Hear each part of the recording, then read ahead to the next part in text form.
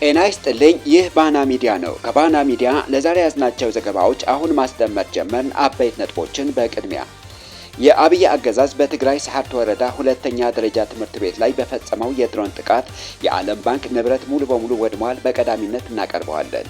በ8 የመከላከያ እዝና በ4 ሜካናይዝ ተከባ የምትገኘው ትግራይ ራስዋን ለመከላከል ተጨማሪ አዲስ አርሚ ማደራጀቷን ተገለጸ። በሐራ መሬት ስም አፋር ላይ የሚገኙ ታጣቂዎች የተሰጣቸው ምህረት 7 ቀን ብቻ ቀርቶታል። እንመለከተዋለን። በጸረ ብልጽግና የተሰባሰቡ የጥምረት ኃይሎች የጋራ ትግላቸውን ወደ መጨረሻውና ወሳኙ ምዕራፍ መሸጋገሩን አስታወቁ። ጽምዶ ወይ ጥምረቱ ፈርሷል በሚል ህወሓት ለፋኖ አማላጅ ልካለች በሚል ለቀረበው ሐሳብም ኤርትራ ምላሽ ሰጥታበታለች። የጥምረት ኃይሎች ሊቀመንበርና የኦነግ ሰራዊትም አዲስ መግለጫ አውጥቷል። በዝርዝር ይዘነዋል። በትግራይ ክልል ፈተናውን ከተፈተኑ ተማሪዎች መካከል 11.2 በመቶ ያህሉ 50 በመቶና ከዚያ በላይ ማምጣታቸውን የትግራይ ክልል ትምህርት ቢሮ አስታወቀ። ከምዕራብ ትግራይ ተፈናቅለው በቀላሚኖ 12ኛ ክፍል የተፈተኑ መንታ እህቶች በፈተናው አስደናቂ ውጤት አስመዝግበዋል የሚሉና ሌሎች ዜናዎች ይዘናል። አብራችሁን ቆዩ።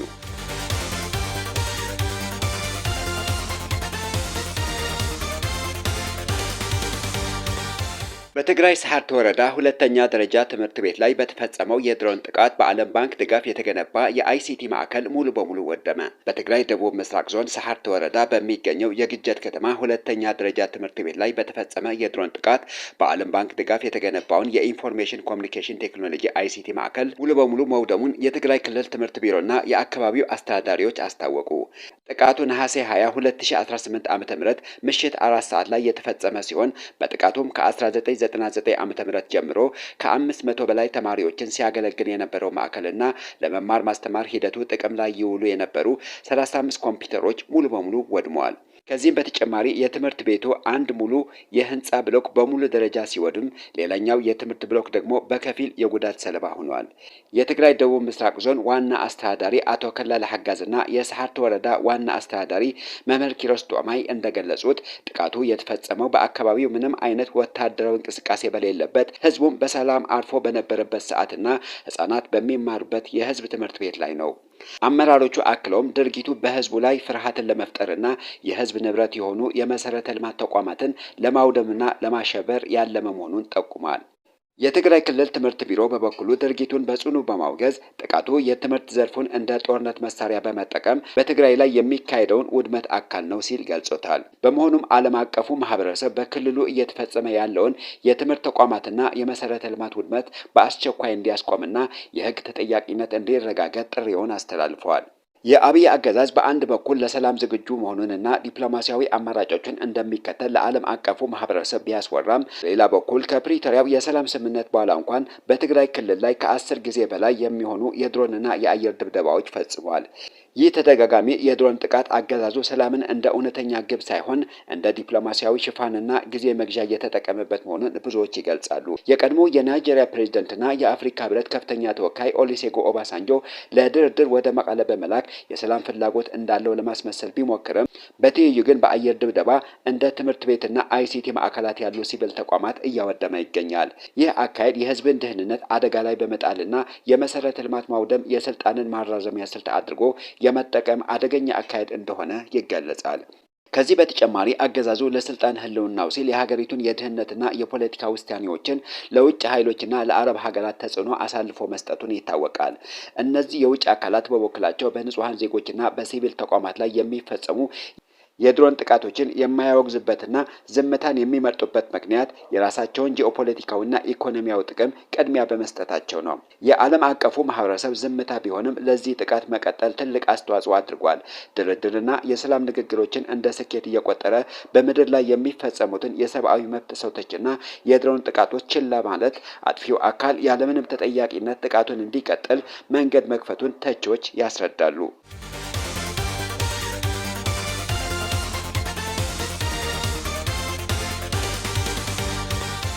በትግራይ ክልል ፈተናውን ከተፈተኑ ተማሪዎች መካከል 11.2 በመቶ ያህሉ 50 በመቶና ከዚያ በላይ በማምጣታቸው የትግራይ ክልል ትምህርት ቢሮ አስታወቀ። ቢሮው ባወጣው መግለጫ በትግራይ ተማሪዎች በኩል የተመዘገበው አጠቃላይ ውጤት ዝቅተኛ ቢሆንም ተማሪዎቹ ለፈተና ያለፉበት መንገድ ከባድ እንደነበር አብራርተዋል። ጦርነቱ ምክንያት የደረሰውን የጊዜ ብክነት ለማካካስ የ9ኛና 10ኛ ክፍል ትምህርት በአንድ ዓመት ተጣቦ መሰጠቱ ከጥቅምት 2018 ዓ.ም ጀምሮ የመምህራን ደመወዝ አለመከፈሉና ሌሎች በርካታ ተጽዕኖዎችን በሂደቱ ላይ ተጽዕኖ ማሳደራቸውን ቢሮው ገልጿል። የትግራይ ተማሪዎች ግማሾቹ በኮምፒውተር ቀሪዎች ደግሞ በወረቀት መፈተናቸው አይዘነጋም። የወረቀት ተፈታኞችን በኮምፒውተር እንዲወስዱ የትምህርት ሚኒስቴሩ ገልጾ የነበረ ቢሆንም የትግራይ ትምህርት ቢሮ ባቀረበው ተቃውሞ ተቀይሯል። ቢሮው የራሱ ፈተና አውጥቶ ለመፈተን እንደሚገደድ ገልጾ ነበር። ሆኖም በሁለቱ አካላት በተደረገው መግባባት ፈተና ሊሰጥ ወጥቶ ከነበረው እቅድ አንድ ወር ዘግይቶ የትግራይ ተማሪዎች ለብቻቸው ፈተና ወጥቶላቸው እንዲፈተኑ ተደርጓል።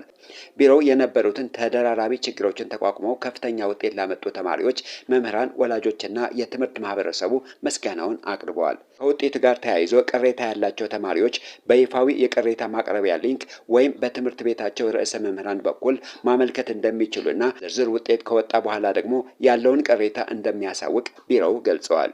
በሌላ በኩል ከምዕራብ ትግራይ ተፈናቅለው በቃላሚኖ ሁለተኛ ደረጃ ትምህርት ቤት ሲከታተሉ የነበሩት ሜላት ጽጋቡና ሜሮን ጽጋቡ የተባሉ መንታ እህትማሞች በፈተናው አስደናቂ ውጤት አስመዝግበዋል።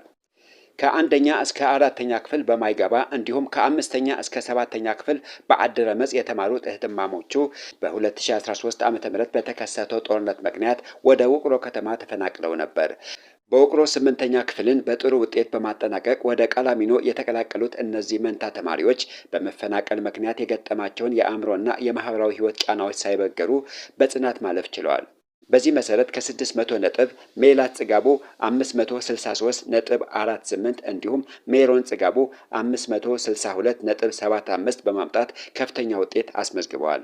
ሁለቱም እህትማሞች የደረሰባቸውን መፈናቀልና የችግር ጫና በጽናት በማለፍ አሁን ወደ ዩኒቨርሲቲ በመግባት ቀጣይን ህልማቸውን ለማሳካት ዝግጁ መሆናቸውን ለትግራይ ቴሌቪዥን ገልጸዋል።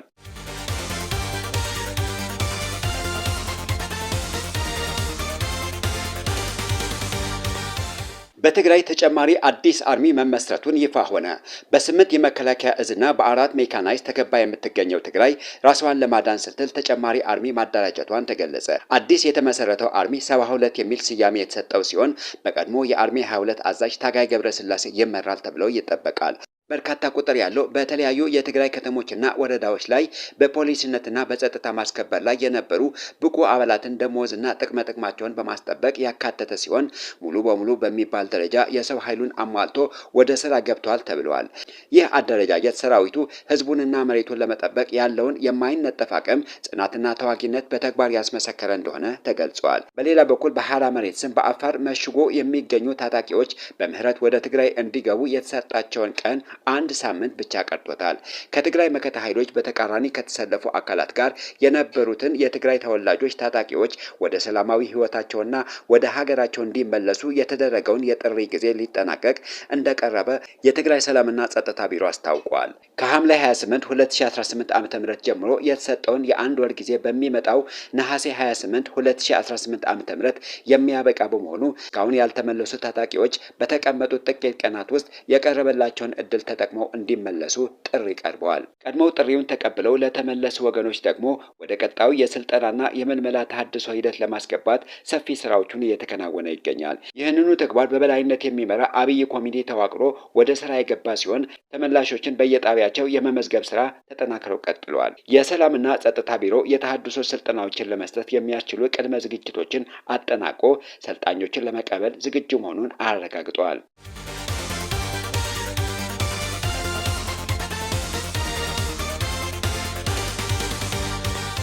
በጸረ ብልጽግና የተሰባሰቡ የጥምረት ኃይሎች የጋራ ትግላቸውን ወደ መጨረሻውና ወሳኙ ምዕራፍ መሸጋገሩን አስታወቁ። ጽምዶ ወይም ጥምረቱ ፈርሷል በሚል ህወሓት ለፋኖ አማላጅ ልካለች በሚል ለቀረበው ሀሳብም ኤርትራ ምላሽ ሰጥታበታለች። በተለያዩ አቅጣጫዎች በጸረ ብልጽግና የተሰባሰቡ የጥምረት ኃይሎች አቶ አንዳርጋቸው ጽጌና እስክንድር ነጋ ባወጣቸው ሚስጥሮች ጥምረቱ መፍረሱን ሲገልጹ ቆይተዋል። በዚህ ጉዳይ ምላሽ የሰጡት የፋኖ ቃል አቀባይ አቶ አስረስ ጥቃቅን አካላት ሲሉ በጠሯቸው የሚያሰራጯቸው ያላቸው መረጃ ከእውነት የራቀ መሆኑን ገልጸዋል። አቶ አስረስ ማረ ከኢትዮ ፎረም ጋር በነበራቸው ቆይታ በጸረ ብልጽግና የተሰባሰቡ ኃይሎች የጋራ ትግላቸውን ወደ መጨረሻውና ወሳኙ ምዕራፍ መሸጋገሩን አስታውቀዋል። ከቀናት በፊት የፋኖ ታራ አባል መሆናቸውን የገለጹት አቶ እስክንድር የጥምረት ኃይሎች ሁሉንም የፋኖ አባላት ያልመከሩበት ውሳኔ በመሆኑ ተቀባይነት የለውም ማለታቸው አይዘነጋም። የፋኖ ትግል በሌሎች ኃይሎች እጅ ወድቋል ወይም ተጠልፏል ሲል ላቀረቡት አስተያየቱም አቶ አስረስ ማረ አስተባብለዋል።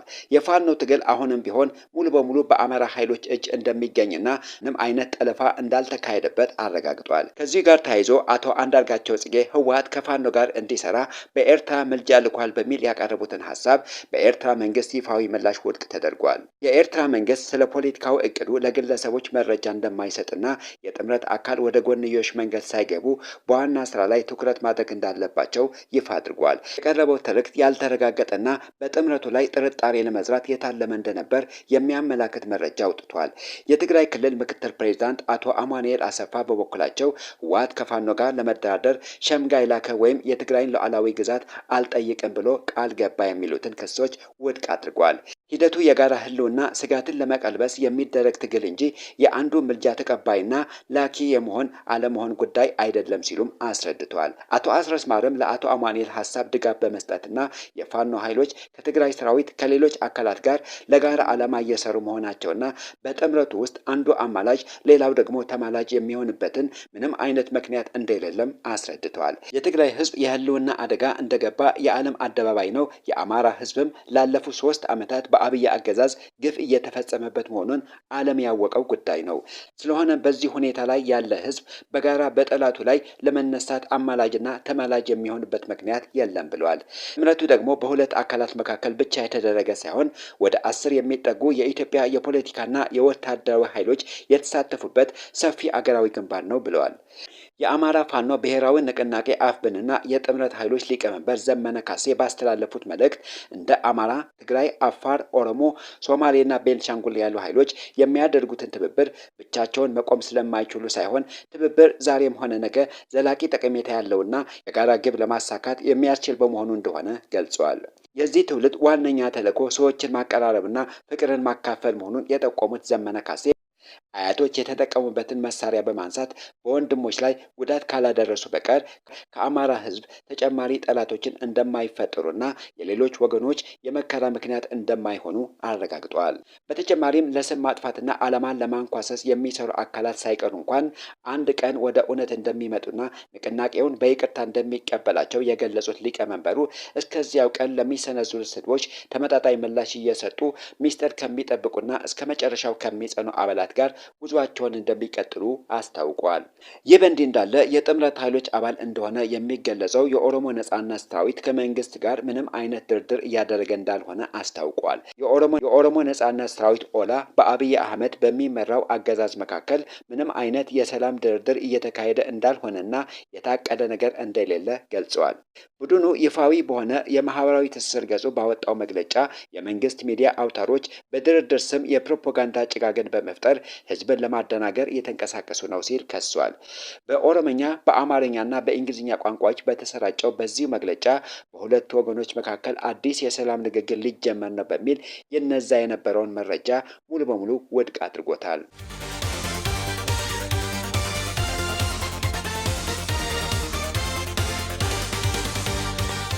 የሱዳን ጦር ከኢትዮጵያ የተነሳቸው ድሮን መጣሉንና በቻድ ግዛት ላይ በአርኤስኤፍ ንብረት ላይ የአየር ጥቃት መፈጸሙን ገለጸ። በሱዳን መደበኛ ጦር ሳፍና በፈጣን ድጋፍ ሰጪ ኃይል አርኤስኤፍ መካከል ሲካሄድ የቆየው ደም አፋሳሽ ጦርነት አሁን ላይ ድንበር ተሻግሮ ጎረቤት ሀገራትን ወደ ጦርነቱ እያስገባ ይገኛል። የሱዳን ጦር በቅርብ ቀናት ውስጥ ከኢትዮጵያ ድንበር ተሻግረው ወደ ብሉ ናይል ግዛት የገቡ 3 የኢትዮጵያ ድሮኖችን መትቶ መጣሉን አስታውቋል። ዛሬ ጠዋት ከኢትዮጵያ ወሰን ተነስቶ ወደ ሳርካ ሰሜናዊ ክፍል የገባ ድሮን በሱዳን መከላከያ ኃይል ከተመታ በኋላ የተከሰከሰ ሲሆን ከዚህ ቀደም በዚሁ አካባቢ ተመሳሳይ የድሮን ጥቃቶችን መከፈታቸውን የሱዳን ባለስልጣናት ገልጸዋል። ይህ በእንዲህ እንዳለ በሱዳን ብሉ ናይል ክልል ጊሳን እና ኩርሙክ በተባሉ የድንበር አካባቢዎች ከባድ ውጊያ የቀጠለ ሲሆን የሱዳን ጦር የፈጣን ድጋፍ ሰጪ ኃይሉን ጥቃቱን የሚያዘጋጀውና የሚከፍተው ከኢትዮጵያ ግዛት ተነስቶ ነው ሲል ወንጅሏል። ባለፈው ግንቦት ወርም ካርቱም ኢትዮጵያንና የተባበሩት አረብ ኤሚሬትስን ከኢትዮጵያ ግዛት ተነስተው ድሮኖችን ጥቃት እንዲፈጽሙ አመቻችታለች ስትል አጥብቃ ከሳ ነበር። ይሁን እንጂ የኢትዮጵያ ባለስልጣናት በእነዚህ የቅርብ ጊዜ እንደ አውሮፓውያን አቆጣጠር የኦገስት 2026 ክሶች ላይ እስካሁን ወዲያውኑ ምላሽ ያልሰጡ ሲሆን ከዚህ ቀደም የኤሚሬትስ ወይም የአርኤስኤፍ ኃይሎችን ታስተናግዳለች ተብሎ የቀረበባትን ውንጀላ በሙሉ ውድቅ ማድረጓን ይታወቃል። በሌላ በኩል ደግሞ የሱዳን ጦር አውሮፕላኖችና ድሮኖች ከግዛታቸው አልፈው እስከ 100 ኪሎ ሜትር ወደ ቻድ ግዛት በጥልቀት በመግባት የቦምብ ጥቃትን ፈጽሟል መባሉን ቀጠናዊ ውጥረቱን የበለጠ አባብሶታል። የቻድ ጦር በግዛቷ ላይ በተፈጸመው ጥቃት ምክንያት ሰራዊቷን በከፍተኛ ዝግጅት ላይ ያስቀመጠ ሲሆን የሱዳን ጦር ግን ቻድ ለአርኤስኤፍ ኃይል የኤሚሬትስ መሳሪያዎችን ማስተላለፊያ ኮሪደር ሆናለች ሲል ይከሳል። ይህ የድንበር ተሻጋሪ ጥቃት ተከትሎ የአሜሪካ መንግስትና የአፍሪካ ህብረት ጠንካራ ማስጠንቀቂያ አስተላልፈዋል።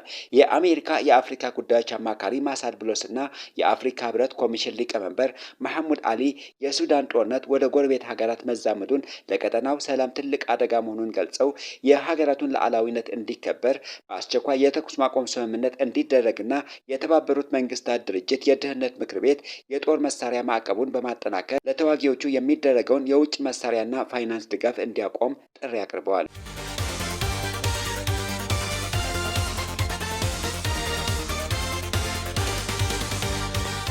የተከበራችሁ የባና ሚዲያ ተከታታዮች ለዛሬ ያዝናቸው ዜናዎች እነዚህን ይመስሉ ነበር።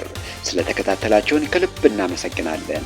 መረጃዎቻችን ለሌሎችም እንዲደርሱ ቪዲዮውን ላይክ እና ሼር ማድረጋችሁን እንዳትረሱ። ለቻናላችን አዲስ የሆናችሁ ደግሞ ሰብስክራይብ በማድረግ የቤተሰባችንን አካል ይሁኑ።